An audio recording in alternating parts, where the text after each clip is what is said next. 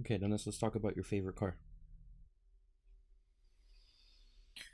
Uh, I wanted to have a witty joke for that, but I actually don't. Your favorite car has finally been revealed. The Audi E-Tron GT. How do you Right. feel about it? Uh, the same way I felt about it yesterday. Yeah, go on. It's hot. It's hot. That's it. It's absolute fire, but not literally. I hope there's no battery fires. It's hot. It's the hottest car I've seen that's electric. The Um, performance specs don't bring you down. The price don't bring you down. You think it's all worth it? well, clearly I have to say this every time, but I'm a I'm biased towards Audis and Porsches, so obviously I'm much more soft on them than I probably would be on other cars. But the pricing is, that's we'll start with the pricing. The pricing is leaves a bit to be desired, and it's a very weird point in terms of price point because we've known that the e-tron GT would be the twin basically to the Porsche Taycan since they're built on the same J1 platform and were co-developed this entire time. And considering that Audi is for the most part more affordable than the Porsches, I guess maybe people were expecting something along the lines of, I don't know, 80,000, 85. What price were you expecting? No, I thought it was always going to be over 100. I think that because this is based off the R8, right? Well, that's based The off the R8's Taycan. not an $80,000 car. No, I Well, it meant has the like in performance Audi's of an lineup. R8. It's Yeah. replacing the R8.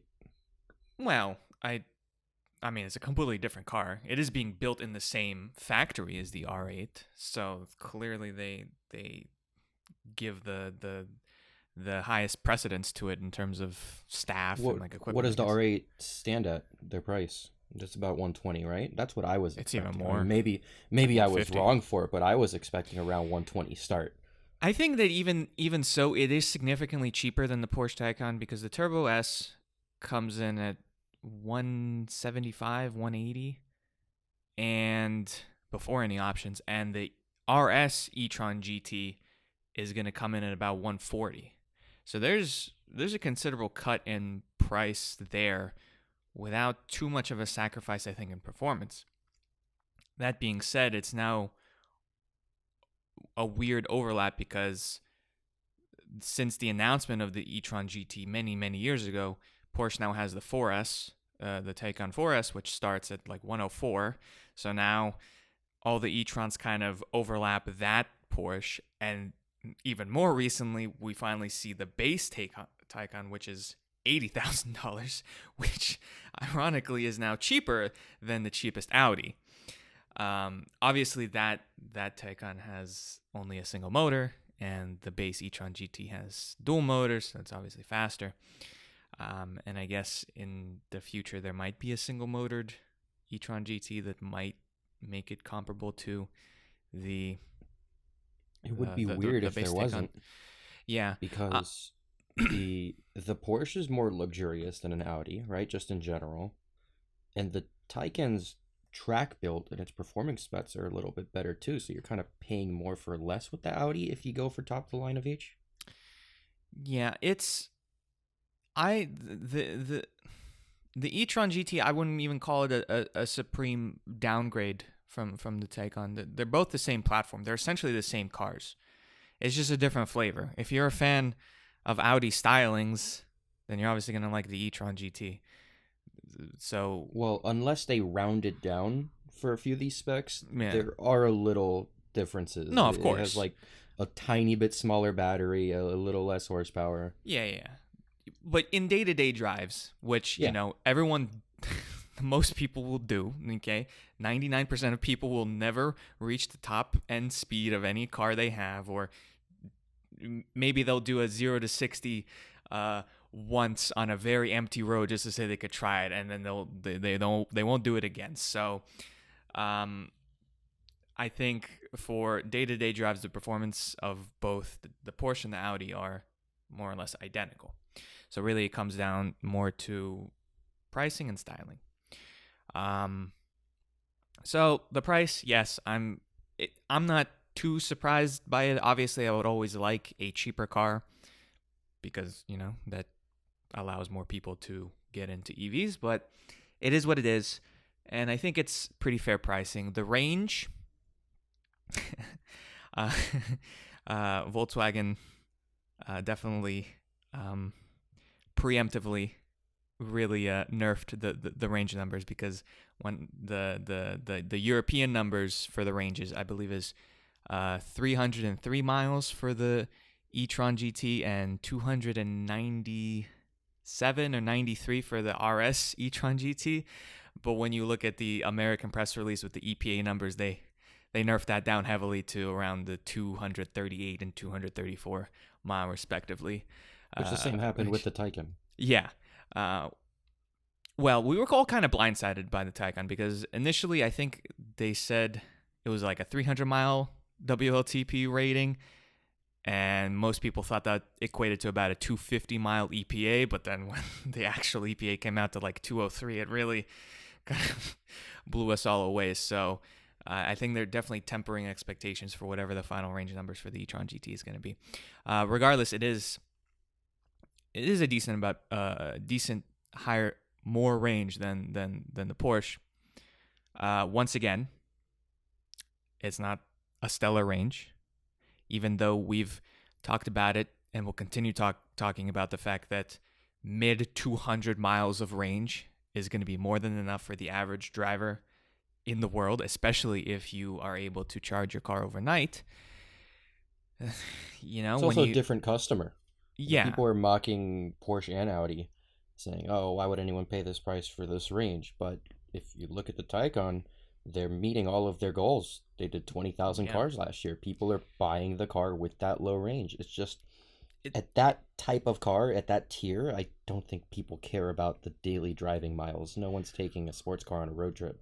Well, I mean, the e-tron GT is kind of a luxurious feel. I would be comfortable taking a road trip in that car. It's just that I feel most car buying decisions, or really any purchase decisions, at least start with a cursory look through the stats. And it's never a good look when you are looking at a e-tron GT or a Porsche and see that your range is in the mid to low 200s, and then you start to already think that you're paying significantly more for those cars when the Model S is getting almost twice the range. So it starts them off at a disadvantage, I feel.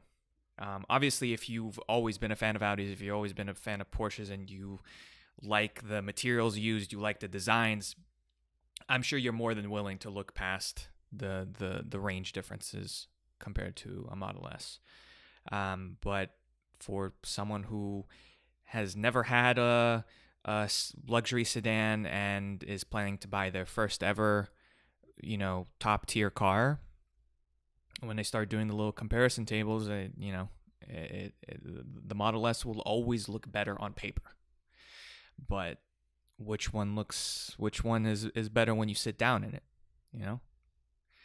But then when you talk about how many people are actually going to go through the effort of going to 3-4 different dealerships and testing every single car out, right?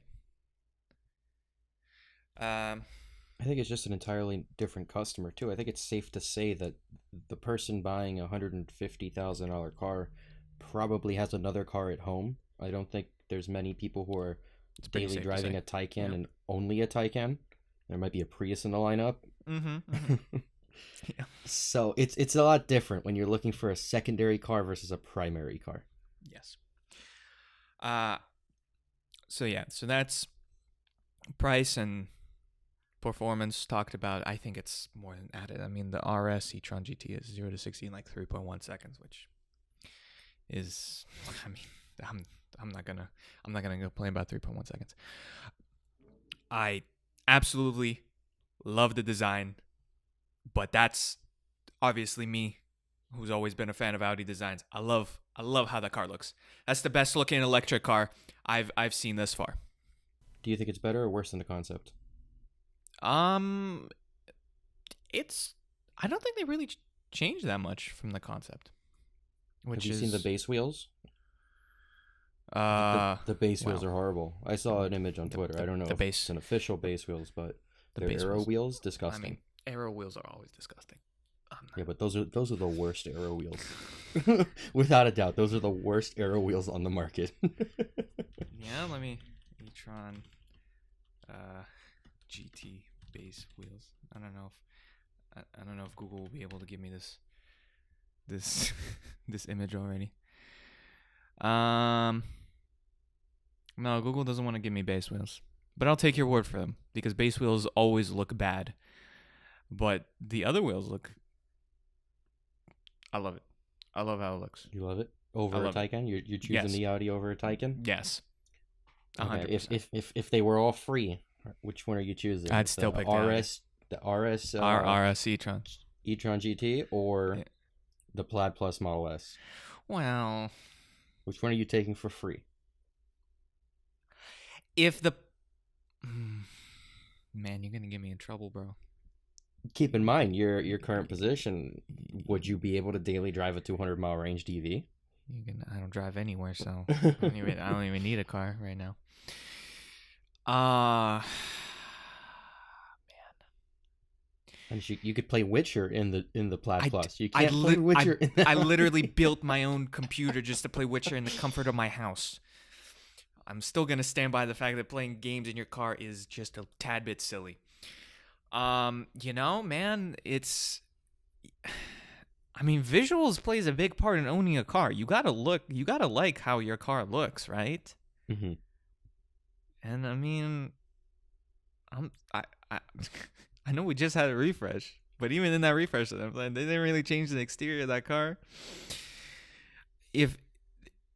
And I don't think the Plaid's gonna look any significantly much more aggressive or sporty than what we've seen. So you're making a decision strictly based off looks. I'm Specs making aren't going to matter in your daily driving, and you're not going to track it. I'm making the decision based off the fact that 520 plus miles is complete overkill for me, for anyone. I'm sorry to say that. Because if you're driving 500 miles in a day, I don't know what you're doing. You need to work out your work-life balance or whatever. Less than 1.99 seconds, 0 to 60 is ridiculous, and I'm all for it. But when am I using that? Especially since I gotta buy special tires to even reach that goal. 200 mile per hour top speed. I will literally never get to that point. The exterior has started to bore me. I'm sorry to say, and the interior is cool. I mean, the refreshed interior is cool, but and it doesn't have a light bar, Gio. It doesn't have a light bar. You know how much I love my light bars.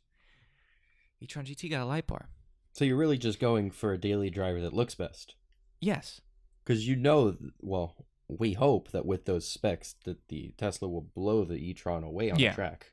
Yeah, you would hope. So you're still just design. Daily driver, you want to look hot. I want to look hot. And you know me, I'm not a big obviously people say, but autopilot, but FSD. I like to drive.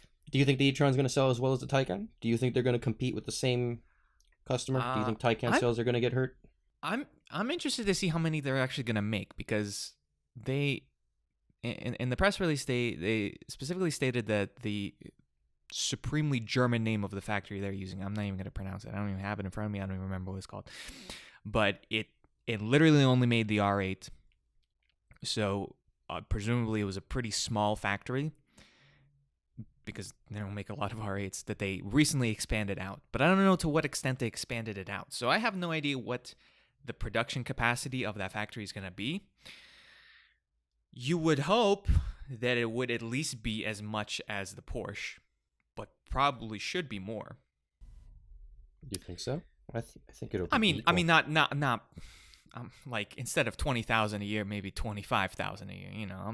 I'm not out here saying 50,000 cars a year or something like that. Um, I would imagine that it should sell a little bit better than the Porsche, but I don't know.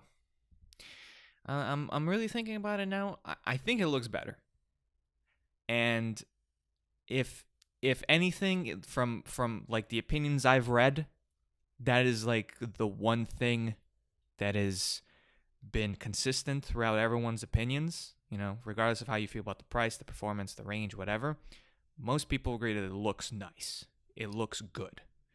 So it seems to be their, I would say, strongest selling point over the Porsche.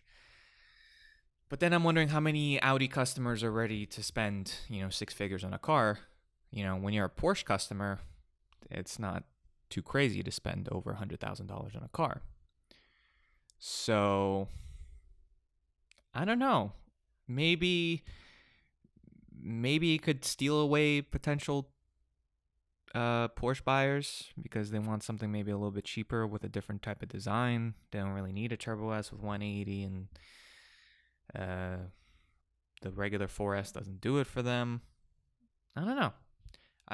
I'm really interested to see what kind of production capacity or sales goals Audi's going to have for the e-tron GT. One thing I want to go back and step on real quick is price. I see a lot of people comparing it to like a Model 3 and saying, oh, you get more with it. Like, yeah, sure, you do. But Porsches and Audis are high priced not because they cost more to build, but because the company wants to make money. You know what I mean? Like Tesla's in the volume game. Mm-hmm. They want to crank out 1,000,000 cars a year, sure, but they're not going to make anywhere near the margins that Porsche is doing. Mm-hmm. The 911 is actually the car. I don't know if you know this. It's the highest margin vehicle of all production cars. Is the Porsche 911. Mm. I'm sure it costs them more to build a Taycan or an e-tron GT than Tesla would. I'm positive it does. But the majority of that price increase is just them wanting to make some money. Yeah, and both brands have built up a fan base of their own. Nowhere near as loud as the Tesla fan base, but people that are willing to continue to be loyal to the brand and spend whatever money. And they're doing it again. The Taycan's hitting all of its goals. I think the e-tron will as well, as long as they don't take from Taycan customers. That's going to be interesting. They're now, the company Volkswagen Group is now releasing two cars in the same segment, and we're going to see how they overlap. Yeah. But the Porsche is doing great. They're selling cars. It's man, it's becoming a crowded segment. This it is. I'm running out of room on this infograph. Luxury sport electric sedan. We got this. We got the Porsche. We got the Model S. Obviously, we got the Lucid coming out. We got whenever Mercedes is going to come out, whether it's going to be the EQE or the EQS. BMW with the i4, Cadillac in like 5 years for their sedan, but that thing's gonna be super expensive. Ford, nothing in that segment as far as we know. Chrysler's just eating glue right now. I don't know what they're doing. Yeah, it's gonna be a good time to buy in a couple of years when you have so much choice. It's supposed to start production this month, and will be here in the United States in summer. So I can't wait to see it in person. I'm gushing for it. I'm trying not to gush, but it looks so great. I mean, I can't afford it, but I'll live vicariously through the people that do buy it and tell me how it is. And I hope that it isn't a bad car, because then that would be the big sad.